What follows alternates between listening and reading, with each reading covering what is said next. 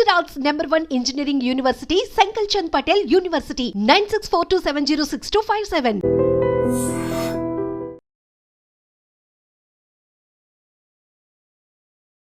Hi hello నమస్తే, welcome back to Dream Media. ఈ రోజు మనతో ఉన్నారు విశ్వేశ్వర రెడ్డి గారు. ముఖ్యంగా యుఎస్ లో ఉన్న సిచ్యువేషన్స్ గురించి, అక్కడ అప్డేట్స్ గురించి ఒకసారి సార్ అడిగి తెలుసుకుందాం. సార్ అందరికి సుపరిచితులే, సో అక్కడ విషయాలు ఒకసారి తెలుసుకుందాం. నమస్కారం విశ్వేశ్వర రెడ్డి గారు. నమస్కారం సార్. లేటెస్ట్ అమెరికన్ అప్డేట్స్ చూసుకున్నట్లయితే ఫస్ట్ థింగ్, ఎవరైతే డిపెండబుల్ వీసా మీద అక్కడ ఉంటూ ఉంటారో, ఎవరైతే గ్రీన్ కార్డ్స్ మీద వెళ్ళి అక్కడ ఉన్న వాళ్ళు స్పౌస్ అయి ఉండొచ్చు, పేరెంట్స్ అయి ఉండొచ్చు, వాళ్ళు ఎయిర్పోర్ట్స్ లో ఉన్న టైంలో సెలవులకి ఇక్కడ నుంచి వచ్చి అక్కడికి వెళ్తున్న టైంలో అయి ఉండొచ్చు, వాళ్ళ పాస్పోర్ట్స్ చేతికి ఇచ్చేయమని అక్కడ అధికారులు చెప్తున్నట్టు కొన్ని వార్తలు వస్తున్నాయి. Is it true? ఒకవేళ నిజంగా అక్కడ ఇలా ఇమ్మని అడిగినట్లయితే ఎయిర్పోర్ట్ లో ఏం చేయాలంటారు? ఎక్కడ ఎయిర్పోర్ట్ అంటున్నారు? హైదరాబాద్ ఎయిర్పోర్ట్, అమెరికన్ ఎయిర్పోర్ట్ అంటారు? అమెరికన్ ఎయిర్పోర్ట్ లో తిరిగి వెళ్ళినప్పుడు. మళ్ళీ you can rephrase the question. So ఎవరైతే డిపెండబుల్ వీసా మీద అమెరికాలో ఉంటున్నారో, గ్రీన్ కార్డ్ హోల్డర్, వాళ్ళ స్పౌస్ అయి ఉండొచ్చు, అంటే వాళ్ళ భార్య అయి ఉండొచ్చు, అంటే వాళ్ళ పేరెంట్స్ అయి ఉండొచ్చు, వాళ్ళు ఇండియాకి సెలవుల కోసం వస్తున్నా, వేరే వర్క్ మీద వస్తున్నా సరే, వాళ్ళు అక్కడ ఫ్లైట్ ఎక్కే ముందు అక్కడ ఎయిర్పోర్ట్లోకి ఎంటర్ అయినప్పుడు వాళ్ళ పాస్పోర్ట్స్ తీసుకొని వాళ్ళని హోల్డ్లో పెట్టడం, వాళ్ళకి కొన్ని ఆంక్షలు విధించడం జరుగుతున్నాయి అని చెప్పేసి వార్తలు వస్తున్నాయి. Is it true? లేదు లేదు, కరెక్ట్ కాదు. అంటే రిటర్న్ లో ఇండియాకి వస్తున్నప్పుడు కదా ఇది. ఇండియాకి వచ్చేటప్పుడు ఏం అడగరు. ఇండియాకి వచ్చేటప్పుడు అది బికాజ్ అది హోమ్ కంట్రీ డిపార్చర్ కిందకి వస్తుంది. సో ఇండియన్ పాస్పోర్ట్ హోల్డర్స్ ఇండియాకి వెళ్ళాలనుకున్నప్పుడు ఎప్పుడైనా వెళ్ళొచ్చు. అక్కడ అమెరికాకి జీరో ఆబ్జెక్షన్ ఉంటుంది. అప్పుడు ఇండియా లోపలికి రావటప్పుడు ఇండియా వెరిఫై చేసుకుంటుంది వీళ్ళకి ప్రాపర్ పాస్పోర్ట్ ఉందా లేదా, వీళ్ళకి ప్రాపర్ ఇండియాకి వచ్చే ఎలిజిబిలిటీ డాక్యుమెంట్స్ ఉన్నాయి. అంటే ఎప్పుడైనా ఇమిగ్రేషన్ లాలో ఎలా ఉంటుందంటే, ఎవరు ఏ కంట్రీకి వెళ్తున్నారో ఆ కంట్రీ డాక్యుమెంట్స్ చూస్తారు తప్ప హోమ్ కంట్రీకి, అంటే where we born, birth place లో ఉన్న మనకి ఏదైతే పాస్పోర్ట్ ఉంటుందో వాళ్ళు ఎప్పుడు కూడా హోమ్ కంట్రీ వెరిఫికేషన్ ఉండదు. ఓకే. ఇన్ కేస్ ఇండియా నుంచి అమెరికా వస్తున్నప్పుడు అమెరికాలో అక్కడ దిగుతారు కదా, అప్పుడు పరిస్థితి ఏంటి? అప్పుడు ఏంటంటే, అప్పుడు అమెరికా అంటే అసలు యాక్చువల్ గా ఇండియాలో హైదరాబాద్ లోనే ఎయిర్పోర్ట్ లో మనం టికెట్ తీసుకునే ముందు ఏం చేస్తుంటారంటే, వాళ్ళు టిపికల్ గా మనకి ఎందుకు వెళ్తున్నారు అడుగుతారు. అంటే నేను వర్క్ చేస్తున్నాను అనుకోండి, వర్క్ వీసా చూపించమంటారు. నేను ఆమె పర్మనెంట్ రెసిడెంట్ అంటే గ్రీన్ కార్డ్ చూపించమంటారు. ఆమె సిటిజన్ అంటే వాళ్ళు యుఎస్ పాస్పోర్ట్ అడుగుతారు. అంటే టిపికల్ గా మనకి బోర్డింగ్ పాస్ ఇచ్చే ముందే ఈ 3 వెరిఫికేషన్ చేసుకుంటారు వాళ్ళు. అంటే whether you are rightfully you are going to that foreign land అని వెరిఫై చేసుకున్నాకే మనకు బోర్డింగ్ పాస్లు ఇస్తారు. Otherwise they don't issue the boarding passes. అంటే ఇక్కడ ఇంకొక విషయం నేను అబ్జర్వ్ చేస్తుంది, అంటే నేను అక్కడ వచ్చిన వార్తలు చదివినప్పుడు కొన్ని వెబ్సైట్స్ లో అవి వాళ్ళ భర్తకి ఎంతకాలంగా వాళ్ళు దూరంగా ఉన్నారు, ఇమీడియట్ గా పెళ్లి అయితే ఎంతకాలం దూరం ఉన్నారు, వాళ్ళ మధ్యలో బాండింగ్ ఎలా ఉంది, ఇవి కూడా చెక్ చేస్తున్నారు అని, అవి గాసిప్స్ కింద చూడాలి లేదా ఇందులో కూడా నిజంగా ఉంది? అంటే ఇందులో 2 types of we can look at it. అంటే కేస్ టు కేస్ వ్యారీ అవుతుంది. వాళ్ళ దగ్గర ఏంటంటే, ఎప్పుడైతే పోర్ట్ ఆఫ్ ఎంట్రీలో మన దగ్గర బోర్డింగ్ పాస్ తీసుకున్నాక వాళ్ళకి ఏం చేస్తారంటే, మన ఇమిగ్రేషన్ అయ్యాక మన ఫ్లైట్ అంటే ఏ రూపకంగా వస్తుంది అమెరికాకి అనేది, whether it's coming from Dubai, Qatar, what ever country, London ఎక్కడి నుంచి వస్తుందో, వచ్చే ముందు ఏం చేస్తారంటే, వన్స్ ద పొజిషన్ క్లోజ్డ్ అయిన తర్వాత ఈ డేటా అంతా యుఎస్ పంపిస్తారు. యుఎస్ పంపించాక ఆ డేటా అంతా వాళ్ళకి బ్యాక్గ్రౌండ్ చెక్ ఎఫ్బిఐకి వెళ్ళిపోయి మళ్ళీ వీళ్ళ దగ్గరకు వస్తుంది, ఏది సిబిపి ఆఫీస్కి వస్తుంది. వచ్చిన దగ్గర వెరిఫై చేసుకుంటారు వీళ్ళు ఎక్కడి నుంచి వస్తున్నారు, వీళ్ళ బ్యాక్గ్రౌండ్ ఏంటి, వీళ్ళది ఎనీ ఇష్యూస్ ఉన్నాయా, అంటే ఇమిగ్రేషన్ ఇష్యూస్ ఉన్నాయా. In case if there is an immigration issues, వాళ్ళు ఏం చేస్తారంటే పిలిచి అక్కడ పోర్ట్ ఆఫ్ ఎంట్రీలోనే జనరల్ ఇన్స్పెక్షన్ చేయొచ్చు, రిగరస్ ఇన్స్పెక్షన్ చేయొచ్చు, సెకండరీ ఇన్స్పెక్షన్ చేయొచ్చు. సో ఈ 3 టైప్స్ ఆఫ్ ఇన్స్పెక్షన్ జరుగుతాయి. జనరల్ ఇన్స్పెక్షన్ అంటే వాళ్ళకి తెలిసిపోతుంది, అంటే గ్రీన్, ఎల్లో, రెడ్ ఛానల్ లాగా మనం ఇక్కడ పోర్ట్ ఆఫ్ ఎంట్రీలో ఉంటాయి చూడండి, అట్లా కస్టమ్స్ లలో green, red, yellow channel type. ఇది కూడా టిపికల్ గా ఎలా ఉంటుందంటే, వాళ్ళకి if they have background, very good background ఉంటే లోపలికి స్మూత్ గానే అడుగుతారు, కపుల్ ఆఫ్ క్వశ్చన్స్ అడిగి రాణిస్తారు. లేదు ఇంకా వాళ్ళకి డౌట్ ఉంటే ఒక 10 క్వశ్చన్స్ అడుగుతారు. ఇంకా బాగా డౌట్ ఉంటే ఏం చేస్తారంటే, వాళ్ళ ఫోల్డరు, ప్యాకెట్, పాస్పోర్ట్ అన్ని తీసుకొని సెకండరీ ఇన్స్పెక్షన్ అని ఒక పక్క రూమ్ తీసుకెళ్తారు. అక్కడ తీసుకెళ్లి ఒక 4-5 అవర్స్ కూర్చోబెట్టి ఆ 4-5 అవర్స్ లోపల ఏం చేస్తారంటే, వాళ్ళ పాస్పోర్టు, వాళ్ళ ఫోను, వాళ్ళ కంప్యూటరు, వాళ్ళ అన్ని తీసుకొని కూర్చోబెట్టి ఈ 4-5 అవర్స్ లోపల, అంటే వాట్ ఎవర్ ద స్టిపులేటెడ్ టైంలో వీళ్ళు ఏం చేస్తారంటే వాళ్ళ బ్యాక్గ్రౌండ్ చెక్ చేస్తారు. కంట్రీలో ఎప్పటి నుంచి వచ్చారు, ఎప్పుడు ఉన్నారు, ఇది మొదటిసారి వచ్చిందా, లేకపోతే ఎన్నిసార్లు ఉన్న దానిలో ఇప్పుడు H1B మీద ఉంటే ఎవరు ఏ ఎంప్లాయర్ దగ్గర పనిచేస్తున్నాడు, ఎంప్లాయర్ దగ్గర అసలు జాబ్ ఉందా లేదా, అంటే టిపికల్ గా దే వెరిఫై ఎవ్రీథింగ్. ఒకవేళ ప్రయర్లీ ఏదైనా ఉంటే, ఈయనకి ఏదైనా స్పీడింగ్ టికెట్లు ఉన్నాయా, లేకపోతే ఇంకేదైనా క్రిమినల్ రికార్డ్ ఉందా, you know what I'm talking, and everything they will verify. అక్కడ ఏదైనా వయలేషన్స్ ఉన్నాయని గమనిస్తే ఆ సెకండరీ ఇన్స్పెక్షన్ లో గుర్తుపడితే ఏం చేస్తారంటే వాళ్ళని మళ్ళీ ఇంటర్వ్యూ ప్రాసెస్ లో తీసుకెళ్తారు. తీసుకెళ్లి ఆ ఇంటర్వ్యూలో ఒకవేళ వాళ్ళు వయలేట్ చేసిన ఏమైనా ఉంటే ప్రజెంట్ చేస్తారు. దీస్ ఆర్ ద సిచ్యువేషన్స్ ఉన్నాయి, వాట్ యూ థింక్ అంటే వాళ్ళు మనం అగ్రి అయ్యాం అనుకోని, అగ్రి అయితే వాళ్ళ వీసా క్యాన్సిల్ చేసేసి మళ్ళీ అక్కడ నుండి డిపోర్ట్ చేస్తారు. అంటే ఇప్పుడు ఫర్ ఎగ్జాంపుల్ జనరల్ అమెరికా పెళ్ళికొడుకు అంటే ఎక్కువ మంది ఇంపార్టెన్స్ ఇస్తూ ఉంటారు. ఆ రకంగా ఎప్పుడైనా వాళ్ళ అమ్మాయిని తిరిగి అక్కడ పంపినప్పుడు డిపెండబుల్ వీసా మీద అమ్మాయి వెళ్తుంది కాబట్టి కరెక్ట్, H4 వీసా మీద వస్తారు. కానీ ఆ అమ్మాయి బాగా చదువుకున్న అమ్మాయి అనుకోవచ్చు, ఎంటెక్ పర్సన్ అయి ఉండొచ్చు. ఇన్ కేస్ ఆవిడ నేను ఇక్కడ కూడా జాబ్ చేస్తాను ఏమన్నా పొరపాటు అక్కడ రివీల్ చేసి ఉంటే అప్పుడు సిచ్యువేషన్ ఎలా ఉంటుంది? ఆ పాసిబిలిటీ, అదే ఆ ఇంటర్వ్యూయింగ్ ప్రాసెస్ అని ఇంతకుముందు చెప్పాను కదా. సో యూజువల్ గా మనం ఏం చేస్తామో H4 మీద ఉంటే తక్కువ క్వశ్చన్స్ అడుగుతారు, ఎందుకంటే they are not primary. In case వాళ్ళకి బాగా డౌట్ వస్తే వాళ్ళు అడిగితే ఆ పొటెన్షియల్ థింకింగ్ ఉంటే అప్పుడు ఆలోచిస్తారు. కానీ మెజారిటీ 98% పెద్ద ఇష్యూస్ ఏమి ఉండవు దానికి. ఎందుకంటే H1 వాళ్ళని బాగా వెరిఫై చేస్తారు, గ్రిల్ చేస్తారు, make sure that they have a job or not అని వెరిఫై చేసుకుంటారు. అంటే H1 వాళ్ళు ఎలాంటి జాగ్రత్తలు తీసుకోవాలంటారు అక్కడ ఇంటర్వ్యూ కానీ అక్కడ క్వశ్చన్ చేసినప్పుడు? తప్పకుండా వాళ్ళు H1B హోల్డర్ అసలు ఫస్ట్ ఆఫ్ ఆల్ మేము ఇండియాకి వెళ్ళొద్దనే సజెషన్ చేస్తున్నాం ఈ టైంలో పర్టికులర్ గా. ఇన్ కేస్ వాళ్ళు ఇండియాకి వెళ్ళాల్సి వచ్చి ఎమర్జెన్సీ సిచ్యువేషన్ వెళ్ళాల్సి వస్తే వచ్చే ముందు మీరు ఏదైతే ఎంప్లాయర్ దగ్గర పని చేయబోతున్నారో ఆ ఎంప్లాయర్ దగ్గర నుంచి ఒక క్లయింట్ లెటర్ కానీ, మీ ఎంప్లాయ్మెంట్ లెటర్ కానీ, మోస్ట్ రీసెంట్ పే స్టెప్స్ కానీ, లాస్ట్ W2s కానివ్వండి, ఇవి మీరు ఒక ఫోల్డర్లో పెట్టుకోండి. వాళ్ళు వచ్చి అడిగినప్పుడు మీరు ఫేర్ గా చూపించేటట్టు, అంటే పాస్ట్ 2-3 ఏళ్ల నుంచి ఆ కంపెనీతో పనిచేసి ఉంటే వాళ్ళ కంపెనీ W2s కానివ్వండి, మోస్ట్ రీసెంట్ గా మనం ఇయర్లో పే స్టబ్స్ ఉంటాయి, ఎవ్రీ మంత్ కానీ 15 days కానీ పే స్టబ్స్ ఉంటాయి, అవి హోల్డ్ చేయడం కానీ, తర్వాత ట్యాక్స్ రిటర్న్స్ కానీ ఏవైతే ఉంటాయో అది కూడా, తర్వాత ఏదైతే క్లయింట్ లొకేషన్లో పనిచేస్తున్నారో వాళ్ళ బ్యాడ్జ్ ఉంటుంది, ఆ కంపెనీ బ్యాడ్జ్ ఉంటుంది కదా, ఆ బ్యాడ్జింగ్ కూడా పెట్టుకొని ఉంటే జాగ్రత్తలు ఉంటే వాళ్ళు ఏ క్వశ్చన్స్ అడిగినా మనం 1 by 1 మనం ప్రజెంట్ చేయగలిగితే ఏమవుతుంది అంటే వాళ్ళకి కూడా కాన్ఫిడెన్స్ వస్తుంది. దిస్ గైజ్ వర్క్ ప్లేస్ లో ఉంది, ఈయనకి పర్మనెంట్ ఎంప్లాయ్మెంట్ ఉంది అక్కడ, సో అంచేత మనం ఆయనని వెల్కమ్ చెప్పాలి అన్నట్టు ఉంటుంది. వాళ్ళు వెరిఫై చేసుకొని అవన్నీ వ్యాలిడ్ ఉంటే తప్పకుండా వాళ్ళు వెల్కమ్ చెప్తారు, అండ్ విత్ గుడ్ మూమెంట్స్ తో వెల్కమ్ చెప్తారు. అండ్ సార్ ఎలాంటి సినారియోలో అయినా ఇన్ కేస్ అక్కడ ఆఫీసర్స్ అంటే ఇక్కడ పర్సన్ ని పాస్పోర్ట్ హ్యాండ్ ఓవర్ చేయమనే సిచ్యువేషన్ వస్తుందంటారా? ఎలాంటి సిచ్యువేషన్ లో రావచ్చు వస్తే? ఇప్పుడు సెకండరీ ఇన్స్పెక్షన్కి వెళ్ళినప్పుడు మనం తప్పకుండా పాస్పోర్ట్ హ్యాండ్ ఓవర్ చేయాల్సి వస్తుంది. ఓకే. సెకండరీ ఇప్పుడు మనం ఏదైతే ప్రైమరీ ఇన్స్పెక్షన్ అంటే ప్రతి దానికి వాళ్ళు పాస్పోర్ట్ తీసుకుంటారు, పాస్పోర్ట్ స్కాన్ చేస్తారు, వాళ్ళ దగ్గర కంప్యూటర్ ఉంటుంది కదా.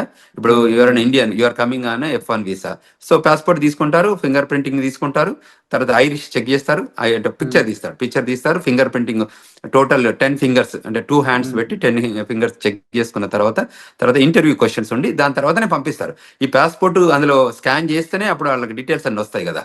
So 100% they collect the passport. Only thing ఏంటంటే గ్రీన్ లాగా ఉంటే మళ్ళీ they will hand over everything. Passport ఇచ్చేసి నో వెల్కమ్ టు అమెరికా అని చెప్పేసి పంపించేస్తారు. సో అది H1B ఏదంటే వాళ్ళ ఎంప్లాయ్మెంట్ ఉందా లేదా వెరిఫై చేసుకొని ఆ క్వశ్చన్స్ అడుగుతారు, ఎక్కడ పని చేస్తున్నారు, ఏంటి, ఏ జాబ్ చేస్తున్నారు, ప్రోగ్రామ్ అనలిస్టా ఏంటి అంటే డేటా అనలిస్టా, దోస్ కైండ్ ఆఫ్ క్వశ్చన్స్ అన్నట్టు.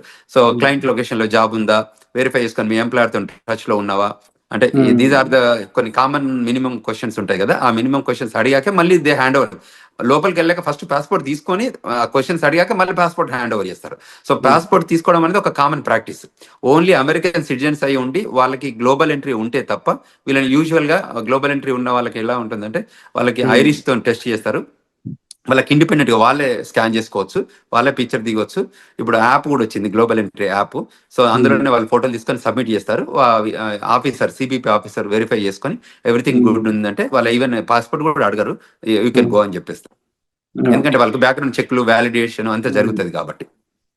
అండ్ అలాగే ఇంకా లేటెస్ట్ అప్డేట్ ఇంకోటి చూసుకున్నట్లయితే సెంట్రల్ యూనివర్సిటీ ఆఫ్ మిచిగన్ లో ఒక చైనీస్ స్టూడెంట్ తను సోషల్ మీడియాలో కొంచెం యాక్టివ్గా ఉండడం, అది కూడా అమెరికాకి ఆపోజిట్ గా తను చేసిన రెస్పాన్స్ అనేది తను డిపార్ట్ చేసే విధంగా మారింది. ఇప్పుడు జస్ట్ 6 months స్టడీ లెఫ్ట్ ఉందంట తనకి.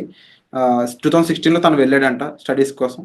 అలాంటి సిచ్యువేషన్స్ లో ముఖ్యంగా సోషల్ మీడియాలో మనం అంటే రియాక్ట్ అయ్యే విధానం కానీ, ఆఖరికి ఒక పోస్ట్ యుఎస్కి ఆపోజిట్ గా ఉండే ఒక పోస్ట్ ని మనం లైక్ చేసినా కూడా అది మన మీద కాస్త తీవ్ర ప్రభావం చూపిస్తుందని చెప్పేసి వస్తున్నాయి వార్తలు.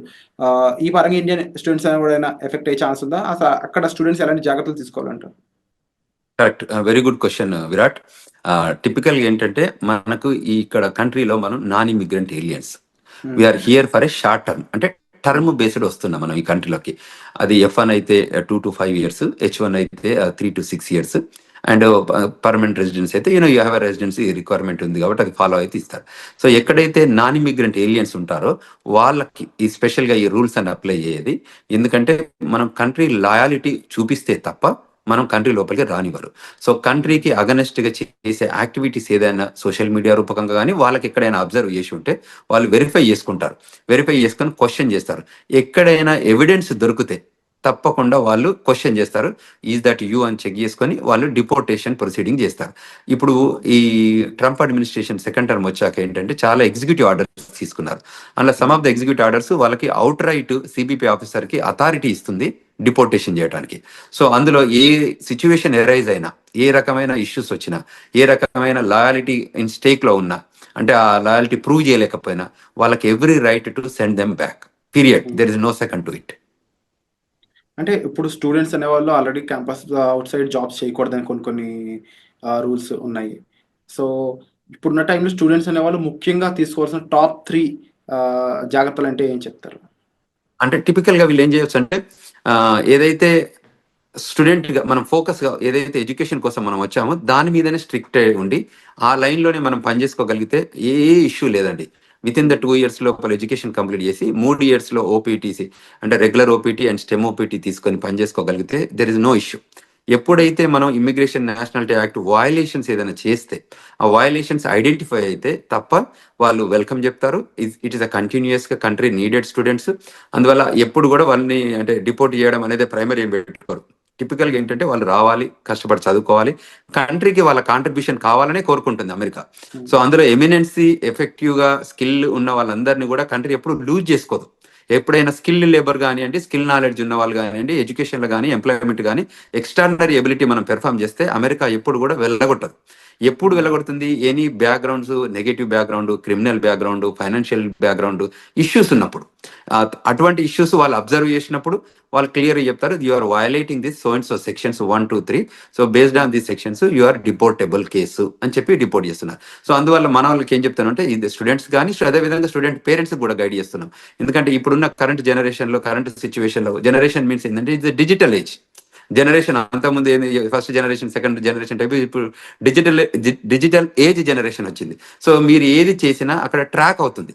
సో మనం అందులో తప్పించుకోవడానికి ఛాన్స్ లేదు. కాబట్టి మనం ముందే జాగ్రత్త పడి మిస్టేక్స్ చేయకుండా ప్రాపర్ గైడెన్స్ తీసుకొని, ఇప్పుడు మాలాగా సీనియర్స్ ఉన్న వాళ్ళు కాకుండా ఇక్కడ ఏదైనా ఇమిగ్రేషన్ లా ఫార్మ్స్ ఉన్నా కూడా రైట్ఫుల్ గైడెన్స్ తీసుకొని వాళ్ళు చేసే ప్రతి యాక్షన్లో కూడా బిఫోర్ దే యాక్ట్ ఈ గైడెన్స్ తీసుకొని ముందుకు వెళ్ళగలిగితే that is the best option to do. ఇంకేదన్నా వాళ్ళకి గైడెన్స్ కావాలన్నా ఈ రూపకంగా మన వీడియోస్ చూడడం రూపకంగా ఐ డ్రీమ్స్లో ఈ రకరకాల వీడియోస్ మనం ప్రొడ్యూస్ చేస్తున్నాం కదా, వాటిలలో చూసి వెరిఫికేషన్ చేసుకొని ఇంకేదైనా క్వశ్చన్స్ ఉంటే they can approach us. We're here to help them students, we're here to help them skilled labour H1B వాళ్ళు కానీ, ఈవెన్ గ్రీన్ కార్డ్ హోల్డర్స్ కానీ సెవరల్ కన్ఫ్యూజన్స్ వస్తున్నాయి. ఎందుకంటే ఎవ్రీడే ఒక ఎగ్జిక్యూటివ్ ఆర్డర్ లాగా ఇమిగ్రేషన్ లా వస్తున్నాయి కాబట్టి వాళ్ళకి ఆ గైడెన్స్ కావాలి. సో ఆ గైడెన్స్ తీసుకొని వాళ్ళు యాక్టివ్ చేయగలిగితే వాళ్ళు సేఫర్ హ్యాండ్స్లో ఉంటారు అనేది మనం ఇక్కడ తీసుకోవాల్సిన జాగ్రత్తలు తీసుకోవాలి.